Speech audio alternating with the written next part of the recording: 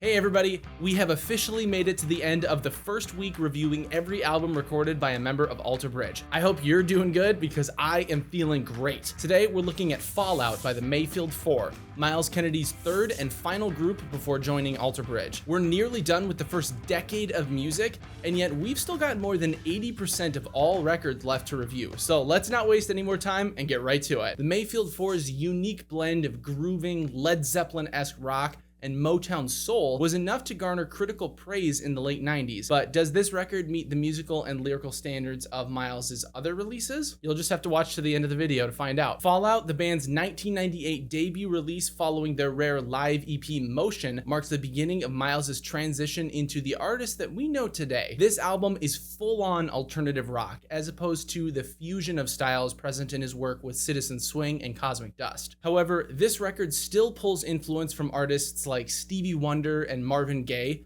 the latter of whom is actually covered on Fallout's closing track, Inner City Blues. Fallout was the kind of record I enjoyed while listening, but I wouldn't seek it out in favor of music that I'm already comfortable with. It's softer than my normal preferences and lacks the level of energy and aggression that I usually seek out, but I respect the record's musicality and composition, and admittedly, it was a nice change of pace from the types of music that I normally listen to. The guitar work from Myles and fellow Citizen Swing guitarist Craig Johnson is complex and varied, and many of the parts actually reminded me of Myles' future work with Slash. This record is considerably more experimental than most alt-rock albums from the 90s. Multiple songs make considerable use of silence, space, and minimalistic instrumentation, all of which are rare in rock music. Unfortunately though, heavy experimentation can also be a double-edged sword. Some elements are odd and don't exactly work. One example of this is actually the title track, Fallout. Myles' vocals are heavy and lacking the melodic foundation of other tracks,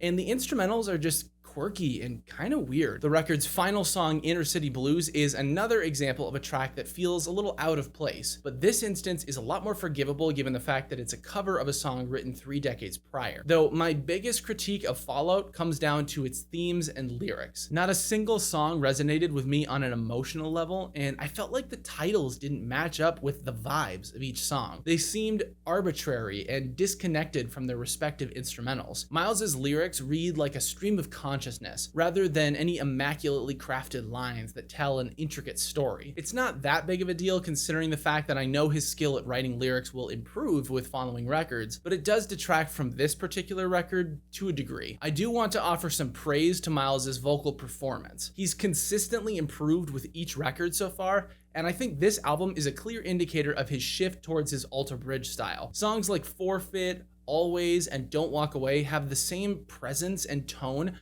as early tracks from One Day Remains and Blackbird, and he muscles out some of those long, high-pitched melismas a lot more often than on previous albums. They still sound rough and forced like on Deep Down, but he's getting a lot closer to the healthy production of sound that he has nowadays. This record was a massive step forward for Myles to develop his skills and align him with the rest of the Alter Bridge crew, but it's not without its flaws. The album's themes don't align well with the instrumentals, and its experimental aspects leave some things to be desired. Like I said at the beginning of the video, I don't think I'll come back to this record since there's just other stuff I'd rather spend my time on, but I still enjoyed myself and can respect the musicality and talent that went into writing this record. For a final score, I'm gonna give Fallout by the Mayfield Four a 7.4 out of 10. Let me know your favorite song from Fallout in the comments down below. Next week, we're heading back over to Creed for their second chart-topping record, Human Clay. So come on back at 9 a.m. Central Time Monday morning for the next episode of the Alter Bridge universe. If you're looking for other videos to watch over the weekend, check out any of these episodes that you might have missed. Have a great weekend,